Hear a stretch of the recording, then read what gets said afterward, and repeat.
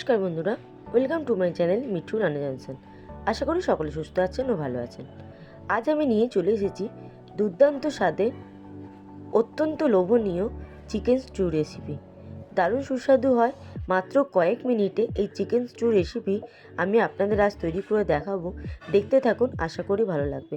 অনেকে তো অনেকের মতো করেন, কিন্তু আমি কিভাবে করছি তা আমি আপনাদের সাথে শেয়ার করছি। দেখতে থাকুন, আশা করি উপকৃত হবেন। আজ আমি প্রেসার কুকারে চিকেন স্টু করে দেখাবো। মাত্র কয়েক মিনিটে তৈরি হয়ে যায় এই চিকেন স্টু। যদি ব্রেড দিয়ে এই চিকেন স্টু খাওয়া যায়, শীতের সময় কিন্তু অত্যন্ত দারুণ লাগে।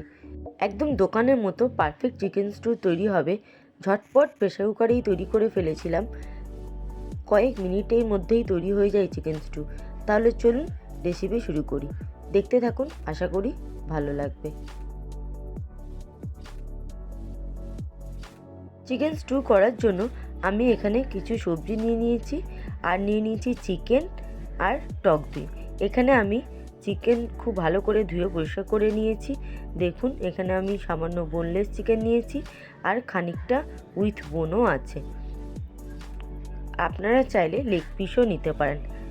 দেখুন, সমস্ত চিকেন খুব ভালো করে ধুয়ে পরিষ্কার করে নিয়েছি।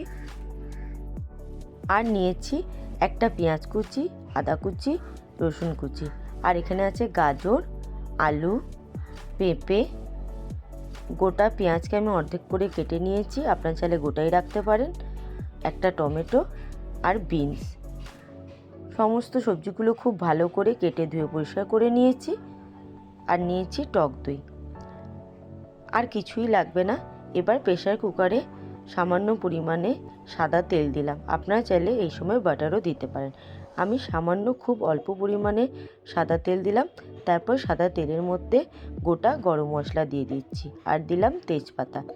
গোটা গরম মশলাটা হালকা ভাজা হয়ে এলে খুব সুন্দর মিষ্টি একটা যেই গন্ধ বেরোবে, সেই সময় দিয়ে দেবো আগে থেকে কেটে রাখা পেঁয়াজ কুচি, আদা কুচি আর রসুন কুচি। পেঁয়াজ, আদা, রসুন হালকা করে নাড়িয়ে নেব। খুব হালকা করে ভাজা করে নেব। খুব বেশি ভাজবো না, অল্প করে ভেজে নেব। অল্প করে ভেজে এর মধ্যে দিয়ে দেব আগে থেকে ধুয়ে পরিষ্কার করে রাখা চিকেনটা দিয়ে দেওয়ার পর হালকা করে আবারও সব কিছু একসাথে খুব ভালো করে মিশিয়ে নেব। এবার সব সবজিগুলো একে একে দিয়ে দেব। প্রথমেই দিয়ে দিলাম আলু, পেঁপে, তারপরে দিয়ে দেবো গাজর, আগে থেকে কেটে রাখা পেঁয়াজ, বিনস আর টমেটো।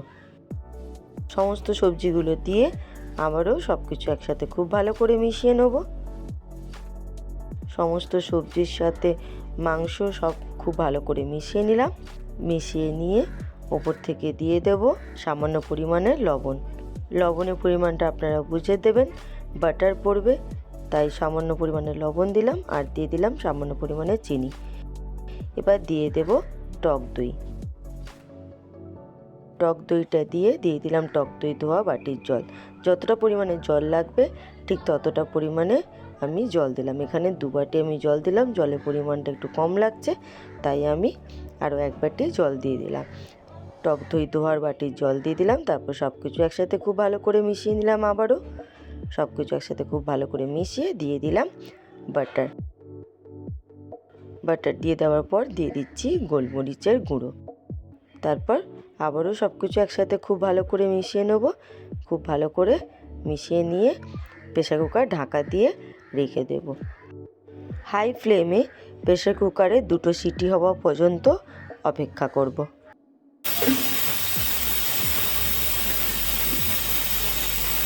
দুটো সিটি বাজার পর গ্যাস বন্ধ করে ঠান্ডা করে ফিরে এলাম। দেখুন কতটা সুন্দরভাবে সমস্ত সবজি, চিকেন একদম পারফেক্ট সেদ্ধ হয়ে গেছে। কোনো রকমের অ্যারারুট আমি এখানে দিইনি। একদম সম্পূর্ণ রেডি হয়ে গেছে আজকে আমার চিকেন স্টু। দেখুন কতটা সুন্দরভাবে সেদ্ধ হয়েছে, আর কি দুর্দান্ত অপূর্ব লোভনীয় দেখতে লাগছে। এইভাবে আপনারা একবার প্রেসার কুকারে ঝটপট তৈরি করে ফেলবেন চিকেন স্টু। আজকে আমার চিকেন স্টু রেসিপি আপনাদের কেমন লাগলো অতি অবশ্যই আমাকে কমেন্ট করে জানাবেন। ভালো লাগলে একটি লাইক করে দেবেন, আর আমার চ্যানেলে নতুন বন্ধু হয়ে থাকলে আমার চ্যানেলটি সাবস্ক্রাইব করার অনুরোধ রইল। সাবস্ক্রাইব করে পাশের বেল আইকনটিতে ক্লিক করে অল করে দেবেন, তাহলে যখনই যা দেবো তৎক্ষণাৎ আপনাদের কাছে পৌঁছে যাবে। আজ তাহলে আসি, খুব শীঘ্রই আসবো আরেকটি অন্য রেসিপি নিয়ে।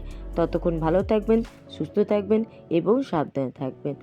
এতক্ষণ আমার সাথে থাকার জন্য অসংখ্য ধন্যবাদ।